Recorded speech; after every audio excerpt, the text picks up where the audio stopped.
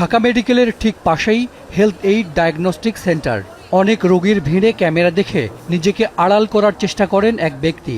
জানতে চাই তার পরিচয়। আমার নাম মানিক। আপনি কোথায় চাকরি করেন? আমি চাকরি করি না, আমি এদিকে আমার কাকারে নিয়ে এসেছি। কাকা জিজ্ঞেস করে আমার কাকা। আপনি রোগী? জি আমার রোগী। ভাতিজার নাম কি? উনি বলতেছে ভাতিজার নাম কি বলেন? আমি তো নাম জানি না। উনি আমার বললো যে আমি কাকা আপনাকে কোথা থেকে নিয়ে আসছেন? মেডিকেল থেকে। রোগীর সঙ্গে কথা বলার সময় পেছনে সরে গিয়ে পকেট থেকে কিছু একটা ময়লার ঝুড়িতে ফেলে দেন এই ব্যক্তি। তিনি তার আইডি কার্ডটি এই ঝুড়িতে ফেলে দিয়েছেন। এটি ঢাকা মেডিকেলের আইডি কার্ড। এই লোকের নাম মনির হোসেন। তিনি ঢাকা মেডিকেলের কর্মচারী। ঢাকা মেডিকেল থেকে একজন রোগী ভাগিয়ে এনে প্রাইভেট মেডিকেলে তিনি নিয়ে এসেছেন। আপনি আইডি কার্ড ঝুড়িতে ফেলে দিলেন স্যার ভয় ফেলাই স্যার, মাফ করে দেন স্যার। ছাড়েন ছাড়েন ছাড়েন ছাড়েন ছাড়েন। আপনি বলেন যে এখানে রোগী দিলে কত টাকা পান? স্যার কালটা করলে 150 টাকা পাবো স্যার। 150 টাকা পাবেন? জি জ্ঞান স্যার। 2 মাস পর একই প্রতিষ্ঠানে গেলে আবারও পাওয়া যায় এই ব্যক্তিকে, সঙ্গে ভাগিয়ে আনা রোগী। আপনি ঢাকা মেডিকেল স্টাফ না? স্যার আমি একটা নিজের একটা করতে এসেছি। 220-এ ওইখানে দেখা হয়েছে। মানে ঢাকা মেডিকেলে? হ্যাঁ জি। ওখান থেকে উনি আপনাকে এখানে এনেছে? জি জি। এরই মধ্যে এই ডায়াগনস্টিক সেন্টার থেকে পালিয়ে যায় ঢাকা মেডিকেলের এই কর্মচারী। শুধু বাইরে রোগী ভাগিয়ে নেওয়া নয়, বরং হাসপাতালের ভেতরে বসেও সরকারি হাসপাতালের অনেক কর্মচারী খুবই স্মার্টভাবে দালালিটি করে থাকেন। এই রোগীর নাম সানাউল্লাহ, তিনি ভোলা থেকে এসেছেন। সোহরাওয়ার্দী মেডিকেলে টাইফয়েড টেস্টের জন্য আসলে তাকে বলা হয় যে 1000 টাকা লাগবে সেই পরীক্ষাটি করতে, আর রিপোর্ট ধরিয়ে দেওয়া হয়েছে ইম্পেরিয়াল হেলথের। আমারে বলছে যে এখানে এই রিপোর্টটা হবে না, এই রিপোর্টটা আপনার বাইরে থেকে করাইতে হবে। এবার সানাউল্লাহকে নিয়ে হাসপাতালের ল্যাবে পাওয়া গেল না অভিযুক্ত কর্মচারী হুমায়ুন কবিরকে। পার্সোনালি কেউ করে থাকে এটা অবশ্যই একটা ক্রাইম। আমি আমার ঊর্ধ্বতন কর্তৃপক্ষকে এই ব্যাপারে জানাবো। আমার যতটুকু করণীয় আমি সেটা করব। সারা দেশেই সরকারি হাসপাতাল ঘেঁষেই বেশিরভাগ বেসরকারি হাসপাতাল, ক্লিনিক, ডায়াগনস্টিক সেন্টার, এসব প্রতিষ্ঠানের পাশেই সারাদিন দেখা যায় সরকারি হাসপাতালের কর্মচারীদের। কেউ সঙ্গে করে রোগী আনছেন, কেউ আবার রোগীকে ঠিকানা বলে দিয়ে পরে সেখানে যান। ঢাকা মেডিকেলের চাকরি কি প্রাইভেট মেডিকেলে রোগী নিয়ে আসা? আপনারা তো কখনোই জোর করে নিয়ে আসেন না, ভালোবাসায় নিয়ে আসেন। সরকারি হাসপাতালের পাশেই বিভিন্ন বেসরকারি হাসপাতাল ঘুরে দেখা যায় ভর্তি রোগীদের বড় অংশই বিভিন্ন সরকারি হাসপাতাল থেকে ভাগিয়ে আনা।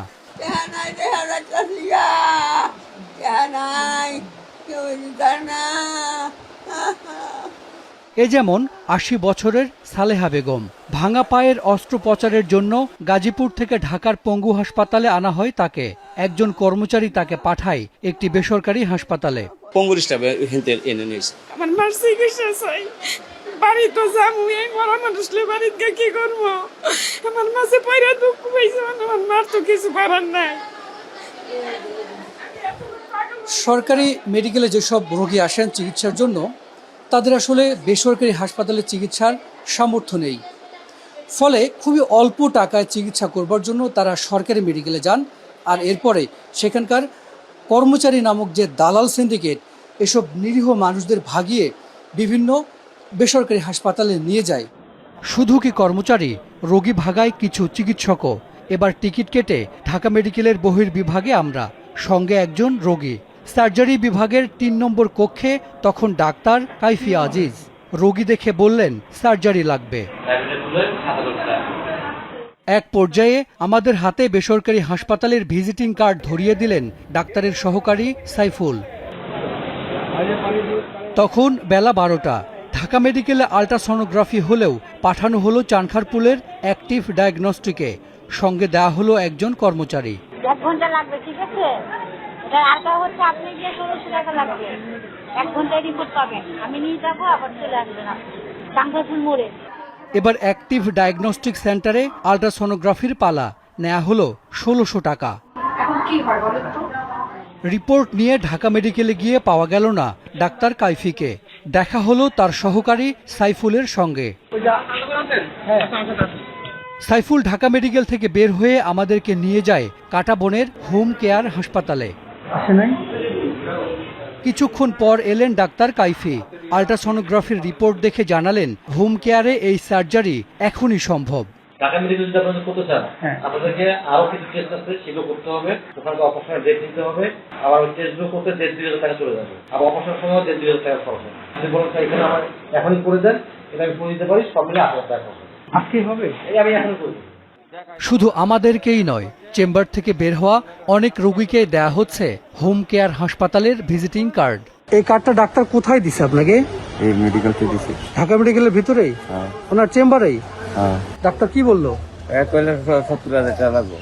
যদি করান আমার দিয়ে করাই থাকবে, কিন্তু আমি কিছু পারতাম না, টাকা নেই। এবার ডাক্তার কাইফির মুখোমুখি। জানতে চাই একজন চিকিৎসক কিভাবে রোগী ভাগিয়ে নিতে পারেন। আপনি সরকারি চেম্বার থেকে প্রাইভেটের কার্ড দিতে পারেন?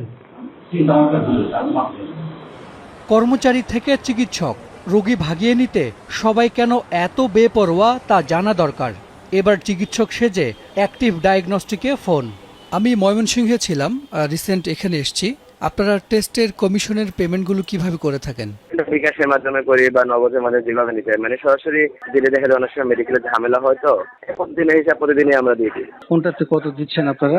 নিটটা রেখে 50%, মানে ব্লাডের 50%, বাকিগুলো দিয়ে দিই। আলোচনার উপর নির্ভর করে 30%, 40%। ঘণ্টাখানিক পর টেস্টের জন্য পাঠানো হলো রোগী, সঙ্গে ঢাকা মেডিকেলের কর্মচারী পরিচয়ে একজন। পরীক্ষা শেষে দেয়া হলো তার রোগীর বিল থেকে 50% কমিশন। ঢাকা মেডিকেল থেকে একজন রোগীকে ভাগিয়ে এই বেসরকারি ডায়াগনস্টিক সেন্টারে আনবার পরে পরীক্ষা এবং সঙ্গে সঙ্গে দালালির কমিশনও পাওয়া গেল। দালালির এই ব্যবসা তো মন্দ না। একজন দালাল যদি সরকারি কোনো হাসপাতাল থেকে বেসরকারি কোনো ডায়াগনস্টিক সেন্টারে দিনে 3টি রোগীও ভাগায়, তাহলে প্রতিদিন তার ইনকাম 3 থেকে 10,000 টাকা।